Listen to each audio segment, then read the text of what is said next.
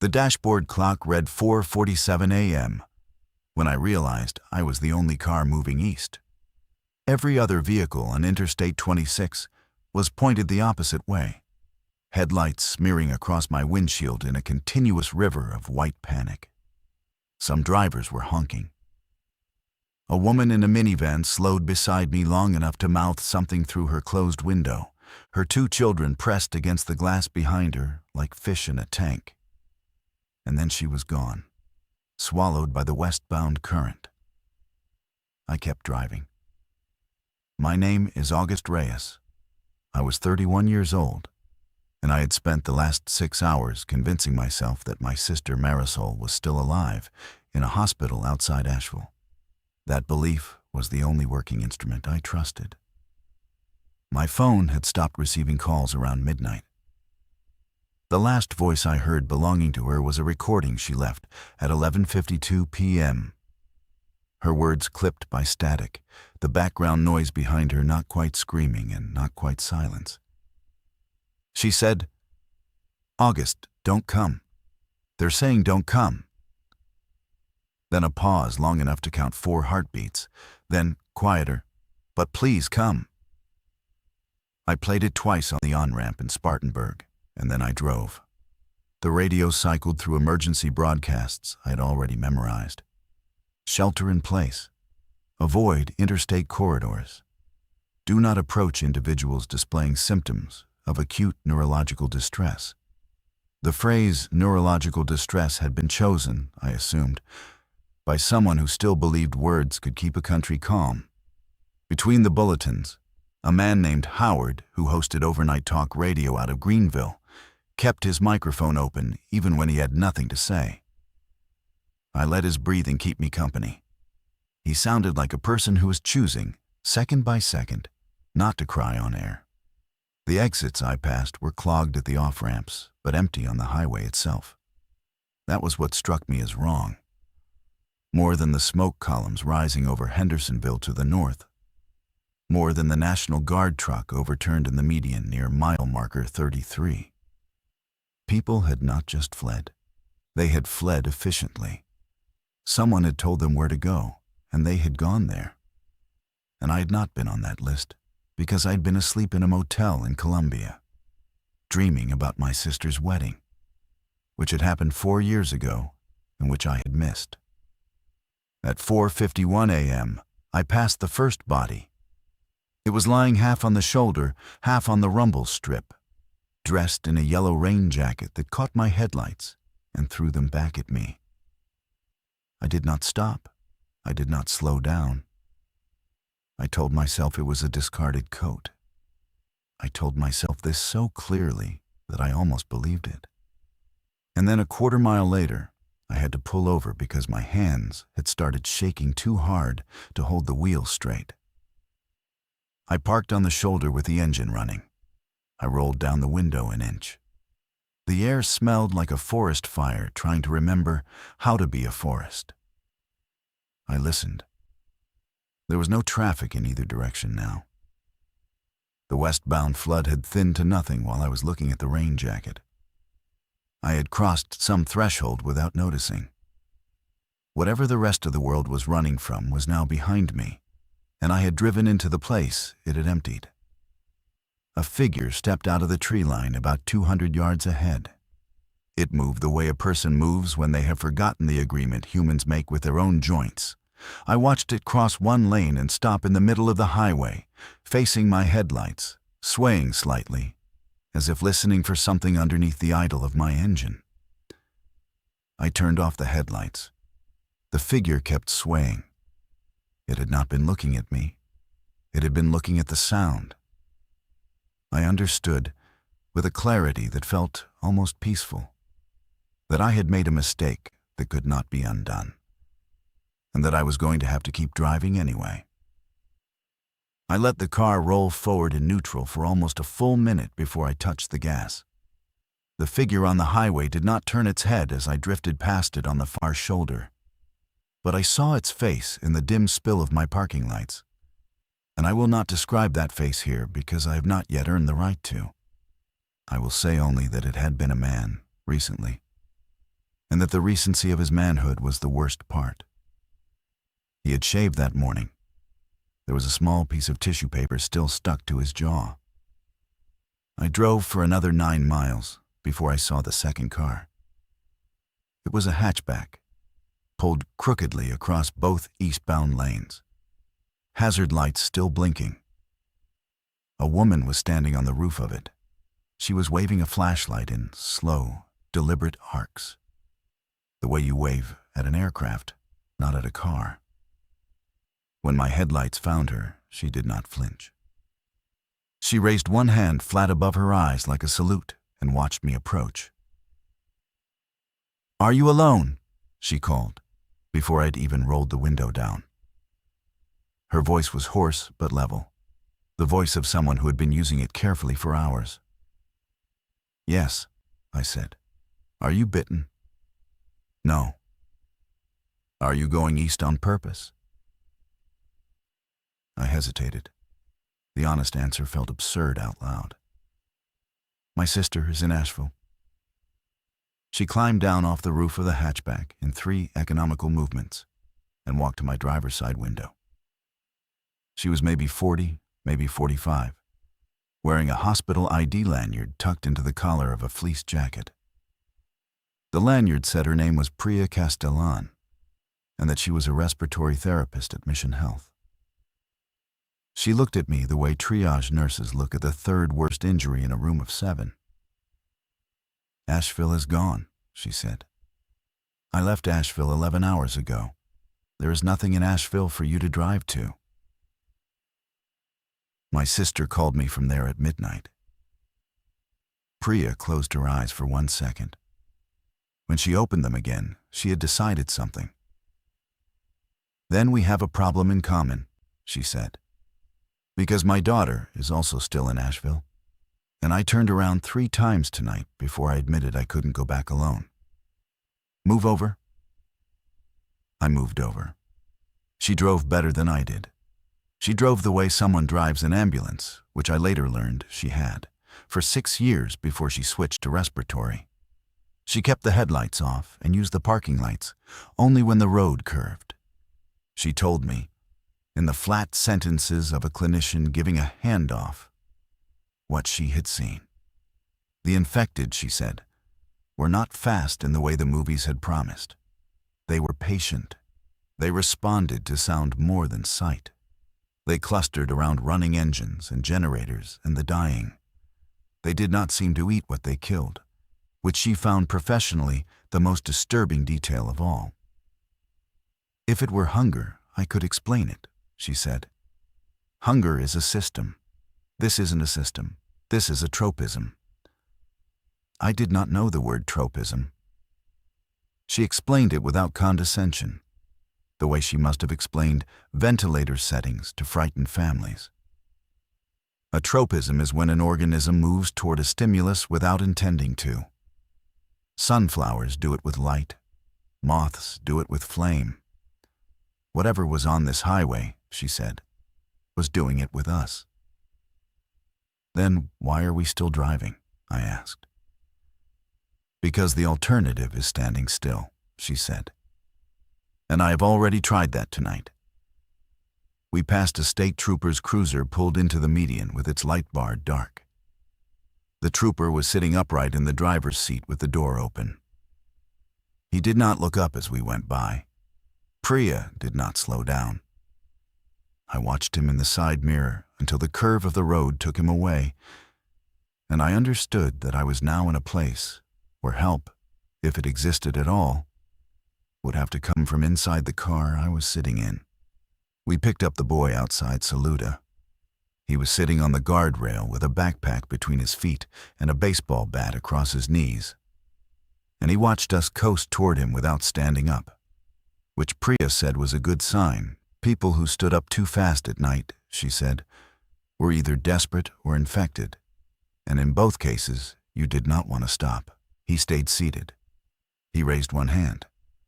Priya brought the car to a stop at a distance of about 30 feet, kept her foot on the brake, and rolled down the passenger window 2 inches. "Name," she said. "Daniel Hutchins. I'm 14. My mom told me to wait here. She said she'd be back by 3. It was now almost 6. The sky behind him had begun the slow, gray business of becoming morning. Priya looked at me without turning her head. I understood the question she was not asking out loud. I nodded. "Daniel," she said, "I am a respiratory therapist. The man next to me is named August. We are driving toward Asheville to find people we love. If you get in this car, you are choosing to come with us in that direction.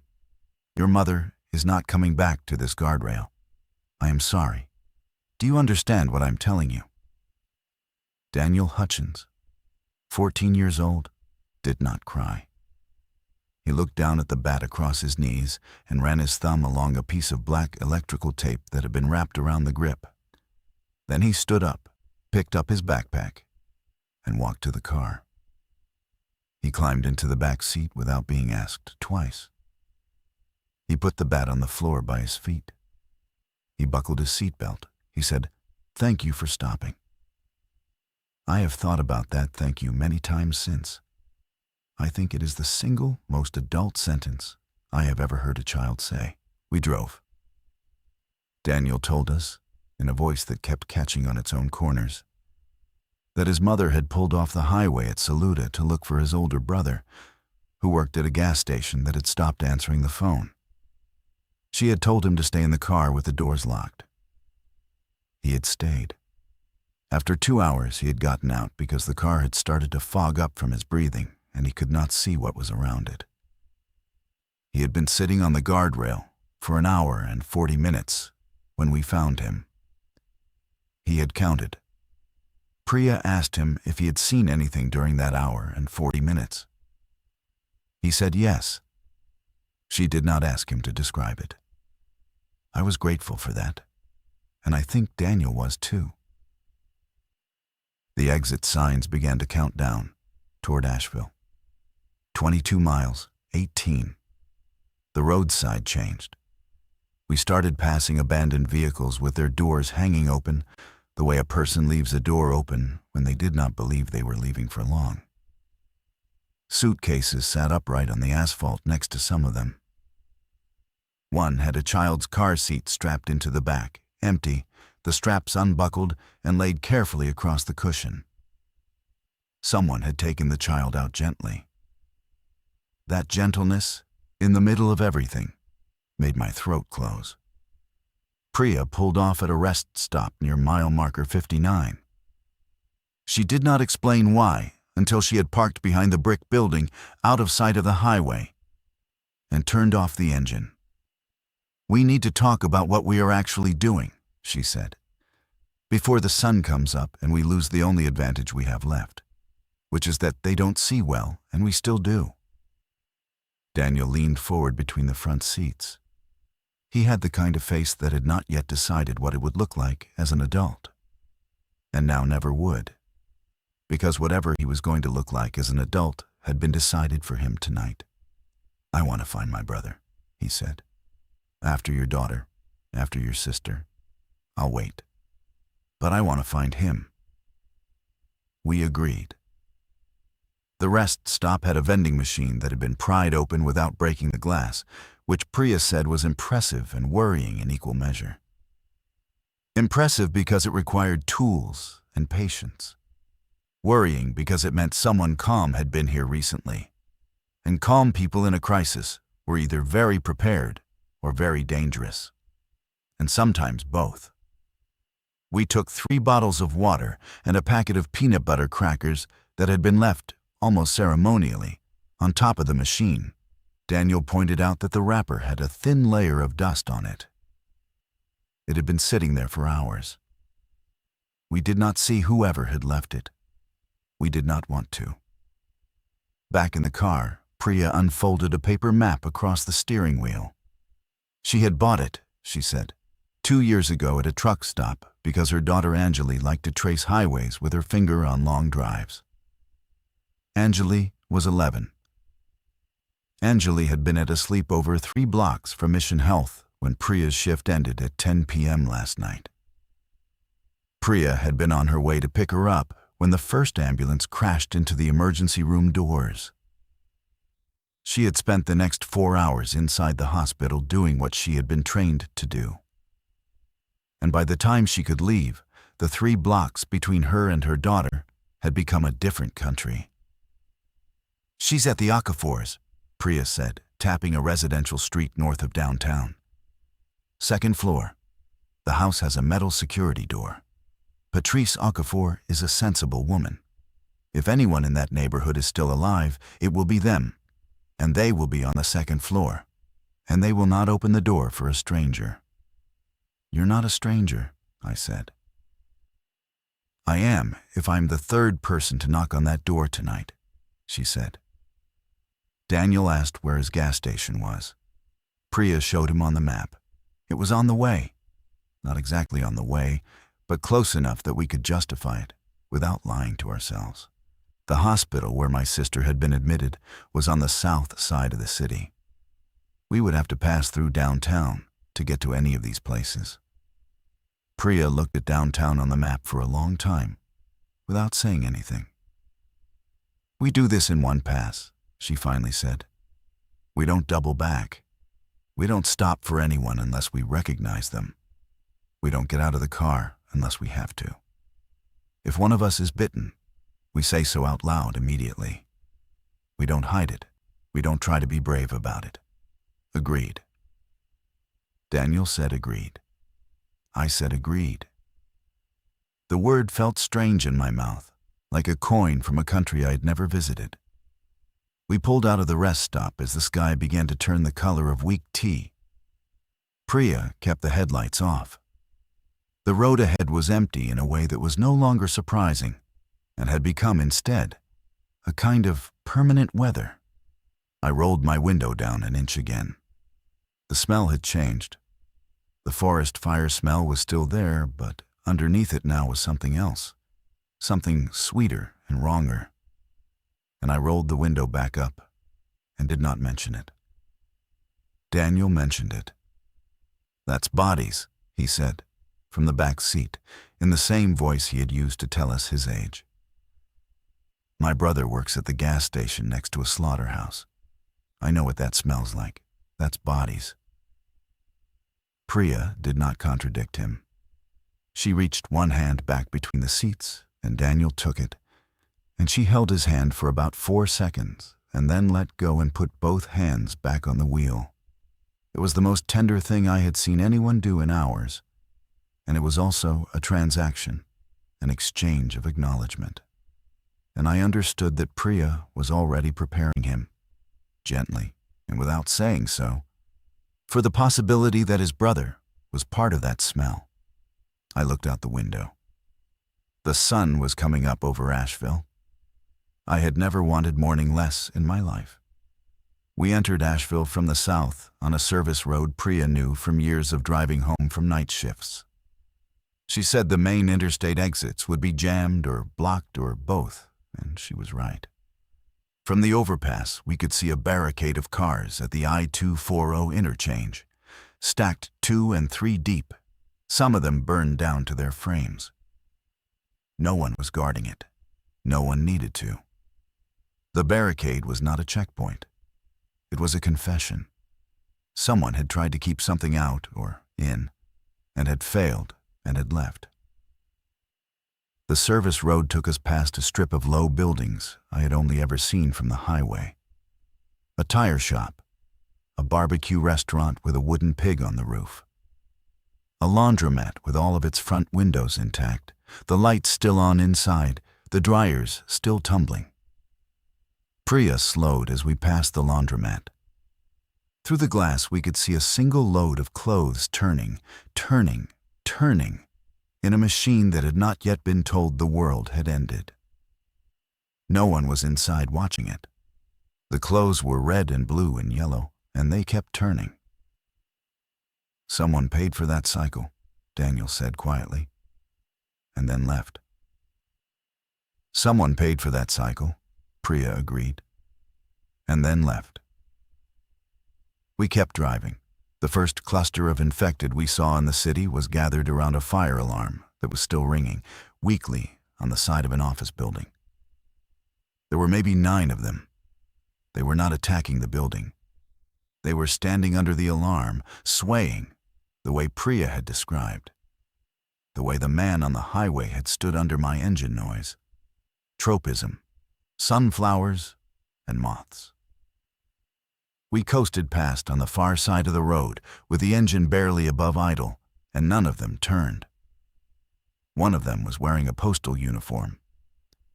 One of them was barefoot and in a hospital gown, and I made myself not look at the wristband.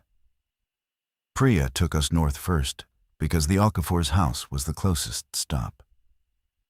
And because, she said quietly while Daniel was looking out the side window, she could not concentrate on anyone else's family until she knew about her own.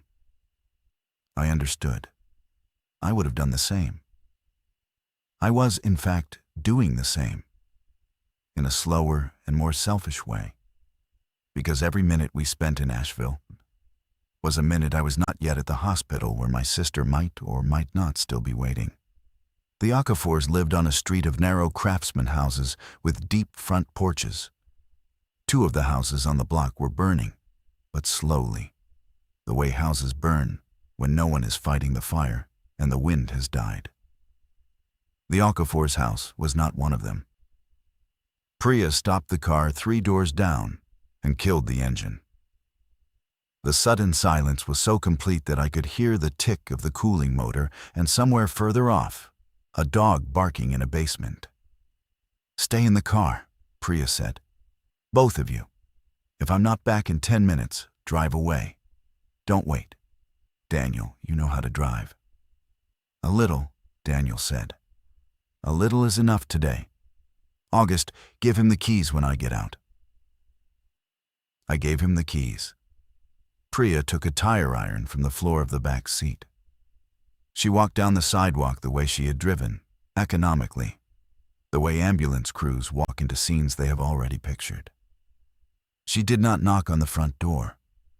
She walked around to the side of the house, where I could no longer see her, and was gone for what my watch said was 4 minutes, and what felt like a season.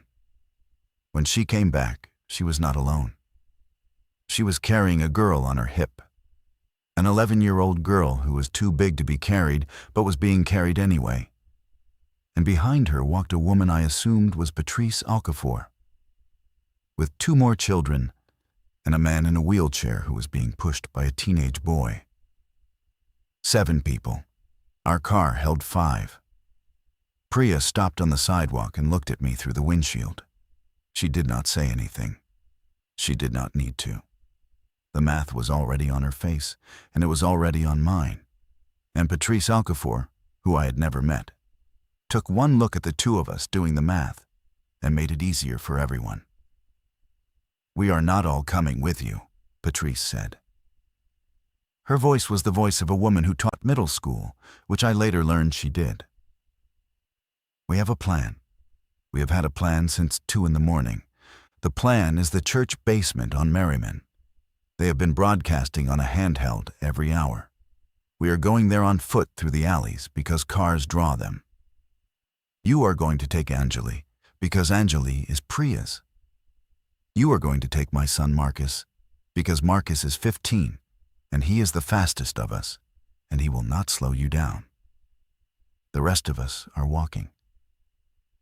"Patrice," Priya said. "Don't," Patrice said. "Don't make me say it twice. My husband cannot walk, and I'm not leaving him, and Marcus cannot carry him, and you cannot fit a wheelchair in that car. We are walking. You are driving. Take my son. Bring him back to me when this is over." Priya put Anjali in the back seat next to Daniel. Anjali was wearing pajamas with small embroidered foxes on them, and she was clutching a stuffed animal whose species I could not identify because one of its ears had been chewed off years ago.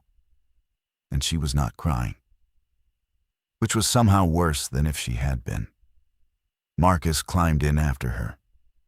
He was tall, taller than I expected, with the long, careful limbs of a kid who had recently grown 6 inches and was still negotiating with them. He had a kitchen knife in a dish towel, which he placed on the floor at his feet with the seriousness of a man surrendering a weapon at a border. Priya hugged Patrice. They did not say anything to each other. They did not need to. The hug was short because long hugs are for people who believe they will see each other again. And these two women were too honest for that.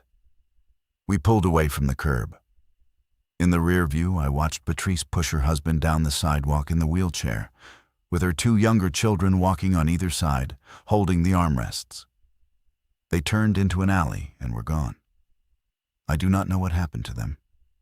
I have looked in the years since, and I have not found out. And at some point, I decided to stop looking, because the not knowing had become a kind of door I could choose to keep closed. Anjali spoke for the first time when we were 3 blocks away. "Mom," she said, "your hands are shaking." "I know, baby. Should I drive?" It was a joke. It was an 11-year-old's joke, delivered with the deadpan timing of someone whose mother had taught her that humor was a tool you used when the other tools were not working. Priya laughed. It was a small, broken laugh, but it was real. And Daniel laughed too. And Marcus made a sound that wanted to be a laugh and could not quite get there. And for about 6 seconds, the inside of that car was a place where 5 people who had not known each other yesterday were laughing together. And I gripped the door handle and tried to memorize it. Then we turned onto Charlotte Street and the laughter stopped because Charlotte Street was full. There were maybe 60 of them.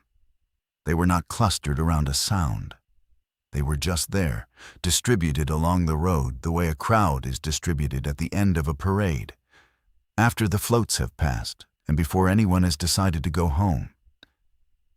Some were standing. Some were walking in slow, uncertain loops. One was sitting on the curb with its hands in its lap. Priya put the car in reverse very slowly. None of them had seen us yet. The engine ticked. The dryers turned somewhere in a laundromat we could no longer see. We backed up for almost 2 blocks before Priya dared to turn around. She did it in a driveway. 3 careful movements, the way you reverse out of a tight parking space when your passenger is asleep. The infected on Charlotte Street did not follow. They had not registered us. We had been, for the length of that retreat, beneath the threshold of their attention. And I understood for the first time that this was a thing we could be. Beneath notice. It was the first hopeful thought I had had since Spartanburg. Priya took a side street I did not know the name of. She drove with one hand on the wheel and one hand pressed flat against Anjali's knee, behind her, as if she needed the physical confirmation that her daughter was actually in the car and not still on a second floor across town. Anjali did not move her mother's hand. She let it sit there. Daniel's gas station was on Tunnel Road, which meant going east, which meant going further from my sister's hospital. I did not say anything about this. Daniel had not said anything when we went north for Anjali. Marcus had not said anything when we drove past his own neighborhood. We were taking turns being the one whose person came next, and I was last. And that was the agreement we had made without making it. And I would honor it. The gas station was burning. We saw the smoke from 4 blocks away, a thin black column against the morning sky. And Daniel made a sound in the back seat that I will not try to reproduce. Priya did not slow down until we were close enough to see that the fire was contained to the convenience store and that the pumps, miraculously, had not gone up. A man was standing in the parking lot with a garden hose, spraying water onto the roof of the store in slow, methodical arcs. He was not infected. He was, I realized, the owner. He was wearing a polo shirt with the station's logo on it. And he was crying, and he was watering his store. Daniel was out of the car before Priya had fully stopped. She shouted his name. He did not hear her or did not listen. He ran across the parking lot to the man with the hose and grabbed his arm. And the man looked down at him with the unfocused face of someone who has been doing one thing for so long that he has forgotten there are other things. And then his face changed. And he said a name. And Daniel said another name. And the two of them sat down on the curb together, and the hose kept running into the gravel. Priya got out. I got out. We left Marcus and Angeli in the car with the engine running and the doors locked. And we walked over slowly with our hands visible. The man's name was Esteban. He owned the station. He had been Daniel's brother's boss for 2 years, and he had been, by Daniel's description, a kind of second father, the kind of man who let teenagers nap in the back office during slow shifts and pretended not to notice. Daniel's brother, whose name was Mateo, had been working when it started. Esteban told us this in short, flat sentences, looking at the gravel. Mateo had locked the doors when the first one came in. Mateo had gotten everyone who was in the store at the time into the walk-in cooler. Mateo had not made it into the cooler himself. The fire, Esteban said, was his fault. He had started it an hour ago. He had not been able to think of anything else to do. The people in the cooler, Priya said carefully. Are they still in there? They walked out at sunrise, Esteban said. 6 of them. They went west. I told them about the church on Merriman. I don't know if they made it. Daniel was very still next to him. He was not crying. He was looking at the burning store the way a person looks at a photograph they are trying to memorize before it is taken away.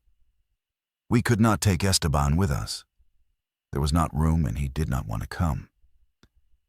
He said he was going to finish what he was doing, and then he was going to walk to the church. And he said it with the calm of a man who had already decided he was not going to walk to the church, but did not want us to argue with him about it. Priya looked at him for a long moment. She is a respiratory therapist. She has, I imagine, looked at many people who have made that decision. She did not argue. She did, however, walk back to the car and come back with one of the bottles of water from the rest stop and the packet of peanut butter crackers. She put them on the curb next to Esteban. In case you change your mind on the walk, she said. He nodded without looking at her. Daniel did not want to leave. I watched Priya kneel in front of him on the gravel and say something quietly that I could not hear. And I watched Daniel nod 3 times. The small, jerky nods of a child who is being asked to be braver than he should have to be. And then he stood up and hugged Esteban once, hard and short, and walked back to the car on his own. He got in. He buckled his seatbelt. He picked up the bat from the floor and held it across his knees the way he had held it on the guardrail. And he did not look back at the gas station as we drove away. I looked back. Esteban was still spraying the roof. We headed south. The sun was fully up now, the sky a thin pale blue that did not match the day at all. And the streets we drove through had the strange brightness of a city after a snowstorm, when the snow has muffled everything and the light bounces wrong. Except there was no snow. There was only the absence of people, and the cars left at angles in the road, and the occasional figure in the distance that we steered around without comment. Angeli had fallen asleep with her head on Marcus's shoulder. Marcus had not moved his shoulder in 20 minutes, even though I could tell from the angle that it had to be hurting him. Daniel was awake but quiet, his eyes fixed on the back of Priya's headrest. And I understood that he was doing the thing children do when they have just lost something irreplaceable, which is to pick a single point in space and hold on to it with their eyes, because everything else is moving. The hospital where my sister had been admitted was called Mercy South. It was not Priya's hospital. Priya had never worked there, but she knew it the way medical people know other hospitals in their city, which is to say she knew the layout of its parking garage and which entrance the ambulances used, and which floor the ICU was on. My sister Marisol had been admitted 3 days ago for what the doctors had cautiously called an autoimmune flare. She was 28. She had been getting better. Her last text to me, sent at 9:14 p.m. the night before, had said the nurses were nice, and the jello was blue, and she loved me. Her voicemail at 11:52 had said, "Don't come, but please come." I had not told the others very much about her. I had not wanted to make her into a story before I knew whether she was still a person.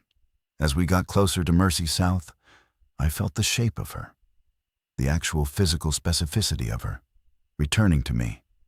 The gap between her front teeth, the way she pronounced the word library with 4 syllables on purpose to annoy our mother, the small white scar above her left eyebrow from when she was 9 and I was 12. And I had let go of the swing too soon. I had been apologizing for that scar for 19 years. I had not known, until this morning, that I had been apologizing because I had needed practice for something larger. The hospital parking garage was the cleanest thing we had seen all day. That was the first wrong note. There were cars parked in it, neatly between the lines, the way cars are parked at a hospital on an ordinary Tuesday. Some of them had parking tickets tucked under their windshield wipers from before whatever had happened had happened. The garage attendant's booth at the entrance was empty, but the gate was up. Priya drove in slowly, circling up the ramps. And the silence inside the concrete was so complete that the tires made a sound I had never noticed tires made before. A kind of soft, continuous breath against the pavement. She parked on the 3rd level, near the sky bridge that connected the garage to the hospital. She turned the engine off. We sat for a full minute without speaking, listening for what was around us. Nothing moved. "I'm coming with you," Priya said. "You don't have to." "I know I don't have to. I'm coming with you. Marcus, you are in charge of the car. If you hear anything you don't like, you drive away. You come back in an hour. If we are not back in an hour, you do not come back. You drive to the church on Merriman, and you tell them what happened, and you do not feel guilty about it. Do you understand me?" Marcus said he understood. He said it the way Daniel had said thank you for stopping. Anjali was still asleep. Daniel was awake and was watching his hands in his lap. Priya and I walked across the sky bridge. Our footsteps echoed. Halfway across, the sky bridge passed over an interior courtyard, and through the glass I could see a small garden with a fountain that was no longer running, and a bench. And on the bench a doctor in scrubs was sitting very still with his head in his hands. He was not infected. He was just sitting. He did not look up as we passed above him. I do not know what happened to him either. The hospital lobby was dim. The automatic doors had been propped open with a fire extinguisher. The reception desk had a clipboard on it with a handwritten list of names and room numbers, and beside each name a small notation, a check mark, and an X or a dash. There were 43 names on the list. There were 12 check marks, 19 X's, and 12 dashes. I scanned for my sister's name. Marisol Reyes. Room 412. The notation next to her name was a dash. I did not know what a dash meant. Priya did. She had used the same notation herself, she told me later, in her own hospital hours earlier. A check meant evacuated. An X meant deceased. A dash meant unknown, which in hospital triage during a collapse meant was alive when we last had eyes on them. But we have not had eyes on them recently, and we are sorry. 4th floor, I said. Stairs, she said. Always stairs. The stairwell smelled like a hospital stairwell, which is to say like industrial cleaner and old coffee, with something underneath now that I will not describe. We went up slowly. On the 2nd floor landing, There was a fire axe propped against the wall.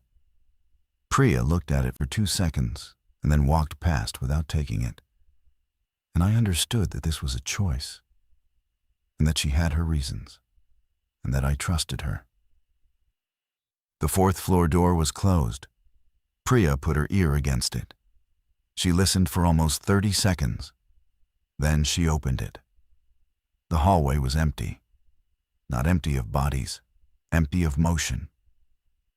There were 3 figures on the floor, 2 near the nurse's station and 1 further down by a linen cart. And none of them were moving, and none of them were going to move again. And someone had taken the time to lay a sheet over each of them. The sheets were tucked carefully under their shoulders. Someone, before they left, had performed the small ceremony of covering the dead. I have thought about that person many times. I hope they got out.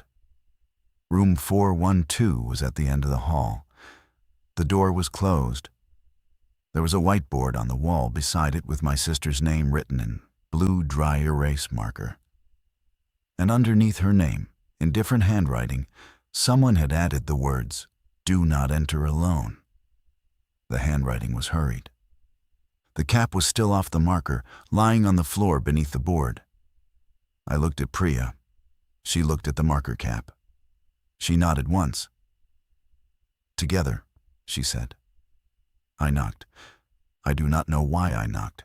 It was a reflex from a different world. I knocked twice, softly, the way I had knocked on her door when we were children, and our mother had told me to leave her alone, but I had needed her anyway. I said her name through the door. I said, "Marisol, it's August. I'm here. I'm here." For a long moment there was nothing. Then, from inside, a voice. Her voice. Thin and slow and tired, but hers, unmistakably hers. With a small upward lift she put at the end of words, because she had spent 2 years in graduate school in Edinburgh and had brought a little of it home with her. "August?" I started to cry. I did not realize I was crying until Priya put a hand on my shoulder and squeezed once, and then I made myself stop, because there was not time, and because my sister did not need to hear me crying through a hospital door. "I'm going to open the door," I said. "Are you alone?" "No," she said. "But it's okay. It's okay, August. Just open the door slowly, please." I opened the door slowly. My sister was sitting up in the hospital bed. She was thinner than the last time I had seen her, 3 weeks ago. And her hair was tied back the way she tied it when she was concentrating. And she was holding the hand of a small boy, maybe 6 years old, who was lying curled against her side under the blanket.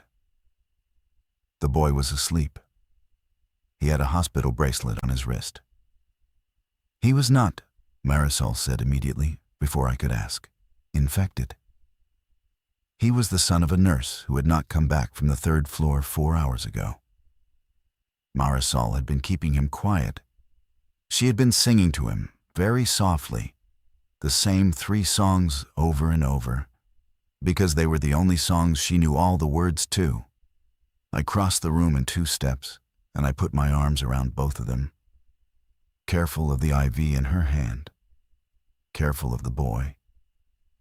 And my sister put her face into my shoulder and made a sound that was not quite a sob and not quite a laugh. And Priya stood in the doorway and watched the hallway behind us. "We need to go," Priya said gently, after what was maybe 10 seconds and felt like an hour. "I can walk," Marisol said. "I've been practicing. I knew you would come." "You shouldn't have known that," I said. "I shouldn't have come. The whole highway was going the other way." "I know," she said. "That's how I knew." She pulled the IV out of her own hand with the efficiency of someone who had been planning to do it for hours. She swung her legs over the side of the bed. The boy did not wake up. Priya stepped forward and picked him up, gently, the way she had picked up Anjali, and he stirred against her shoulder and then settled. Marisol stood. She was unsteady, but she was upright. She put one hand on my arm and one hand on the bed rail, and she took her first step away from the bed, and then her second, and then she let go of the rail. We walked out of room 412 together. Marisol did not look at the figures under the sheets in the hallway. I did not make her. Priya led with a sleeping boy on her shoulder. I followed with my sister. We made it to the stairwell. We made it down to the 3rd floor. And then, on the 3rd floor landing, we heard the door above us open. We froze, all 4 of us. Even the boy, in his sleep, seemed to hold his breath. Footsteps on the stairs above. Not the stumbling drag I'd expected. Real footsteps. Boots. 2 sets, maybe 3. And then a voice. Low and human and tired. If anyone's down there, say something. We're not going to hurt you. We're clearing the floors. Priya let out a breath I had not noticed her holding. She called up the stairwell. 4 people, 1 child, 1 patient. One of us is a respiratory therapist from Mission. We are coming down. A pause, then. Come up instead. Roof, helicopter in 20 minutes. This is the last one. I have replayed that moment many times. I have wondered what would have happened if we had not stopped on the 3rd floor landing. If we had been 30 seconds faster down the stairs, we would not have heard them. We would have walked out into the lobby and across the sky bridge and into the parking garage, and we would have driven away. And we would not have known that there was a helicopter. And there would not have been a helicopter for us. Because the helicopter, as it turned out, was the last one. Priya looked at me. Marisol looked at me. Even the boy, somehow, in his sleep, seemed to be waiting. Marcus, I said. Daniel, Anjali, they're in the car. Priya closed her eyes for 1 second. When she opened them, she was already moving, back up the stairs, calling up to the men above her. We have 3 more in the parking garage. 3rd level, a 15-year-old, a 14-year-old, and an 11-year-old. We need 10 minutes. You have 8, the voice called back. We split. Priya went up with the boy in her arms, because the boy could not walk and Marisol could not run, and the helicopter would not wait. I went down with Marisol, one of her arms around my shoulders, the other hand sliding along the railing. The plan, agreed on in about 4 seconds in a stairwell, was that I would bring the others up, and Priya would hold the helicopter for us, and if we did not make it in 8 minutes, Priya would go without us, because 3 children and a sick woman and a sleeping boy were more lives than 2, and the math was the math. We made the lobby. We made the sky bridge. Marisol did not complain. She did not slow down. She had been a long-distance runner in college, and she still knew, somewhere in her body, how to spend energy she did not have. The doctor on the bench in the courtyard was gone now. I do not know when he had left, or where. We made the parking garage. Marcus saw us coming and had the back door open before I had crossed the last 20 feet. Daniel was already out of the car with the bat. Anjali was awake, eyes huge. Helicopter, I said. Roof, now. Your mom is up there. Go. I do not remember the elevator ride. I remember Anjali's hand in mine, and Daniel's bat clattering against the elevator wall, and Marcus carrying Marisol on his back the last 50 feet because she had used everything she had on the stairs. I remember the roof door, and the wind, and the helicopter, smaller than I expected, and the soldier with his hand out, counting us as we climbed in. 1, 2, 3, 4, 5, 6, 7. Priya was already inside with the sleeping boy still on her shoulder. She did not say anything when she saw us. She just reached out and pulled Anjali into her lap and put her free hand on Marcus's knee and closed her eyes. The helicopter lifted. Asheville fell away beneath us. I saw, in the distance, a thin column of smoke from a gas station on Tunnel Road. And I did not point it out to Daniel, and Daniel did not look. He was looking at the bat across his knees instead. He was running his thumb along the electrical tape on the grip. The helicopter took us to a staging area at an airfield south of Charlotte. I will not describe the staging area in detail, because the details were the same details everyone has heard about every staging area from those weeks. The tents, the lists, the wristbands, the cots, the volunteers with clipboards who were trying very hard to be calm. We were processed. We were separated by category, and then, after some quiet insistence from Priya, reunited by category of our own choosing, which was people who had been in that helicopter together. The boy from room 412 woke up on a cot under a fluorescent light and asked for his mother. Priya was the one who told him. I watched her do it. She knelt beside the cot, and she held his hand, and she used small, true words. And the boy cried, and Priya cried, and she did not try to hide either from him. His name, we learned, was Theo. He was 6 years and 4 months old. His mother's name had been Renata.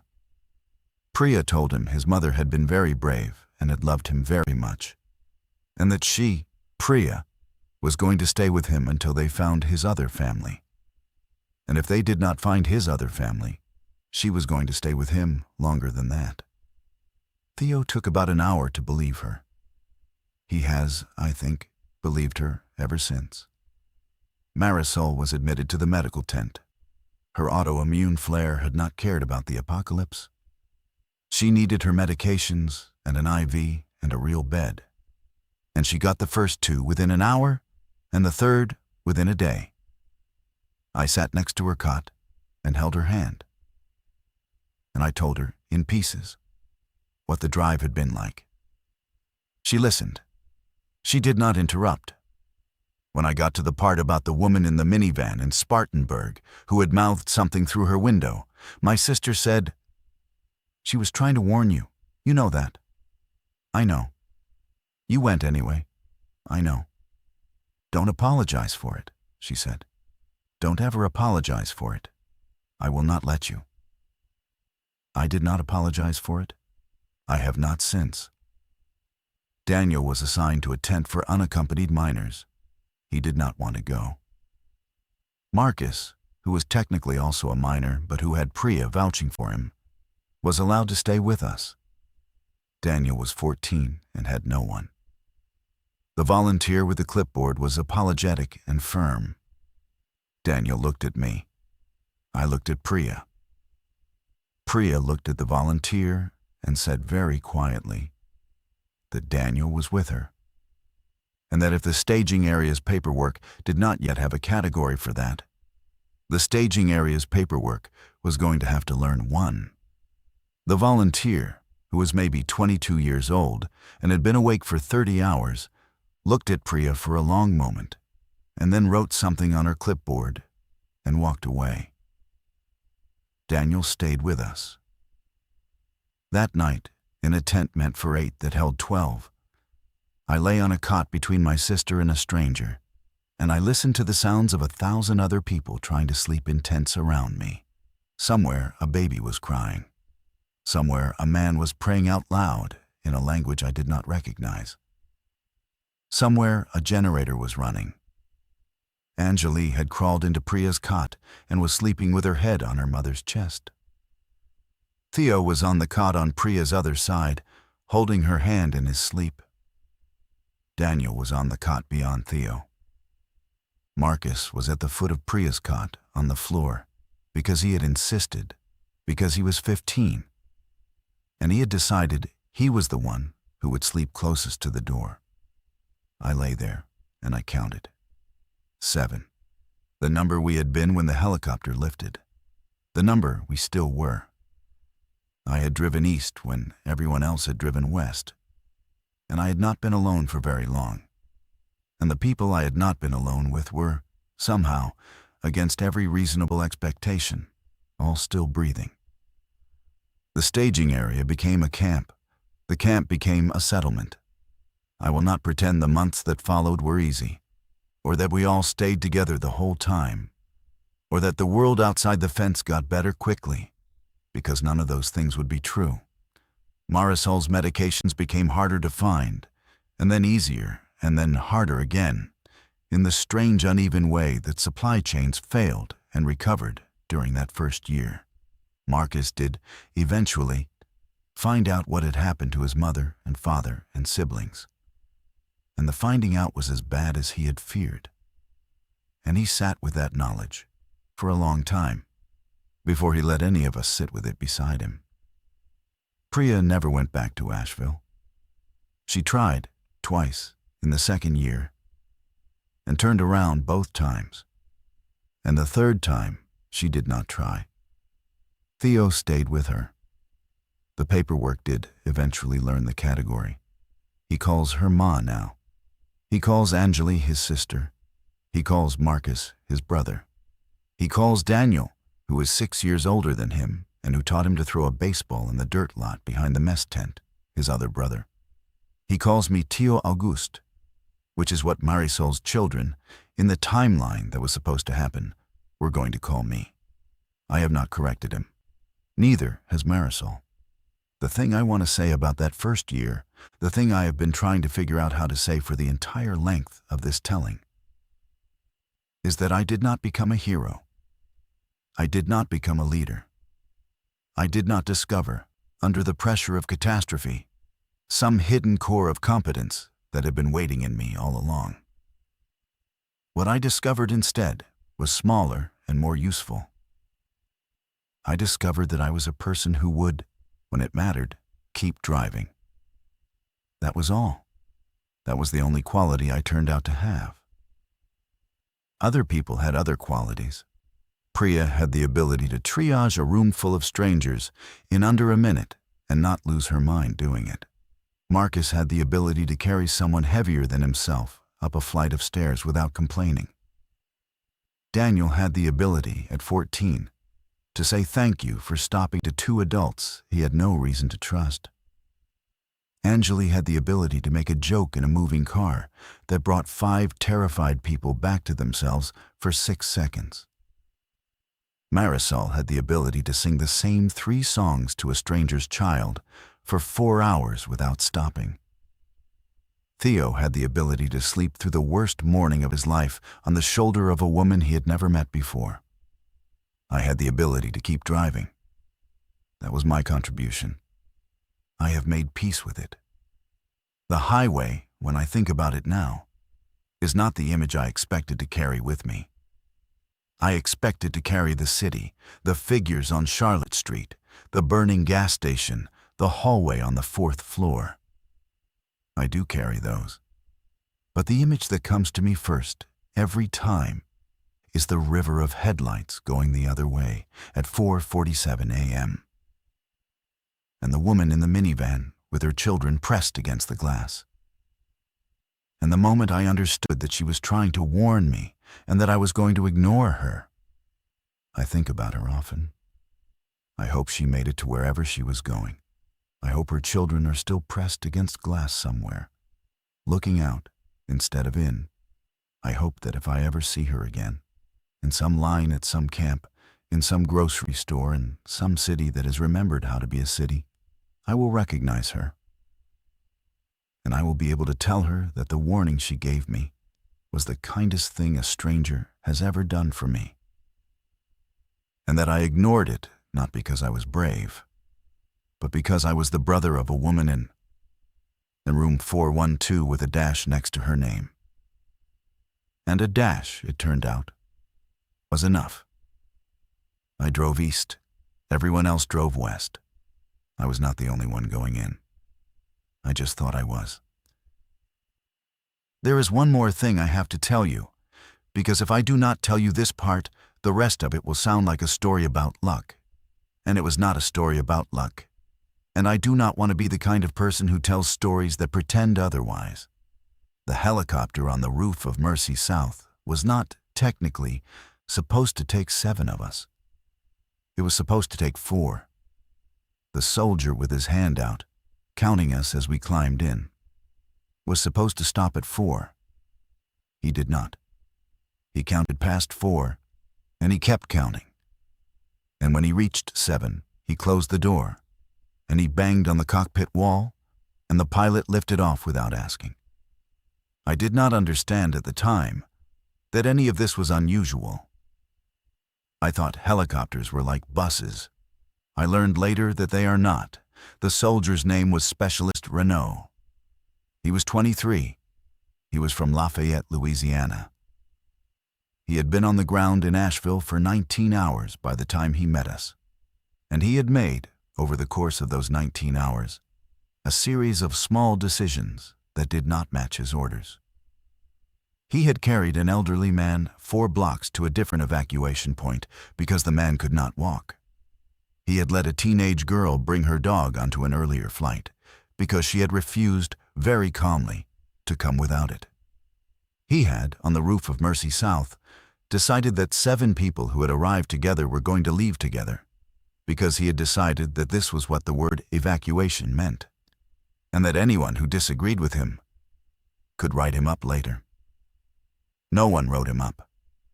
The chain of command in those weeks had other concerns. Specialist Renault went back into the city on a later flight that afternoon and did not come back from it. I learned this 6 months later from a woman at the camp who had served with him. She told me he had pulled 4 more people out of a school gymnasium before whatever happened to him happened. I do not know the details. I have not asked. I have decided, the way I decided about Patrice Okafor, that there are some doors I'm going to keep closed. But I want his name in this telling. Specialist Renault of Lafayette, Louisiana, 23 years old, who counted past 4. Without him, this is a different story. Without him, Priya goes up alone with Theo. And Marisol and I and the children in the parking garage are still in Asheville. And the math of that morning resolves into a smaller number. And I am telling you, if I am telling you anything at all, a much shorter story. I think about him almost as often as I think about the woman in the minivan. 2 strangers on the same morning, on opposite sides of the same disaster, who did one small thing that was not required of them. The woman tried to warn me. The soldier counted past 4. Neither of them knew me. Neither of them owed me anything. I survived the gap between them. That is the part I want you to take away. If you take anything away at all from this, not the highway, not the city, not the helicopter, the gap between 2 strangers and what they chose to do inside it. The world ended on a Tuesday in late September, and it ended unevenly, and the unevenness was not random. The unevenness was made, person by person, by people who were not required to make it. I keep driving. That is what I learned to do. But I've also learned, slowly in the years since, to count past 4, to stop on a guardrail for a 14-year-old with a bat across his knees, to give a packet of crackers to a man with a hose, to open a door for a stranger I have no reason to trust. Not because I'm brave. I'm not brave. Because the woman in the minivan tried to warn me, and the soldier counted past 4. And the least I can do now is the same. My sister is alive. I want to say that first, because it is the sentence I was driving toward, and because for a long time I was not sure I would get to say it. She lives in a house 3 streets from mine. She has a small garden. She has not run since that morning, not because she cannot, but because she has decided she does not need to anymore. She still pronounces library with 4 syllables. The scar above her left eyebrow is still there. I have stopped apologizing for it. She asked me to. The others are scattered now, in the way people scatter after the worst thing they will ever share. We have a dinner once a year, on the Tuesday closest to the anniversary. 7 plates. 8, since Theo was old enough now to sit at the table on his own. We do not talk about the drive. We talk about ordinary things. The dinner is the conversation. I learned on a highway before sunrise that I was not the only one driving in. I had only thought I was. I will not make that mistake again.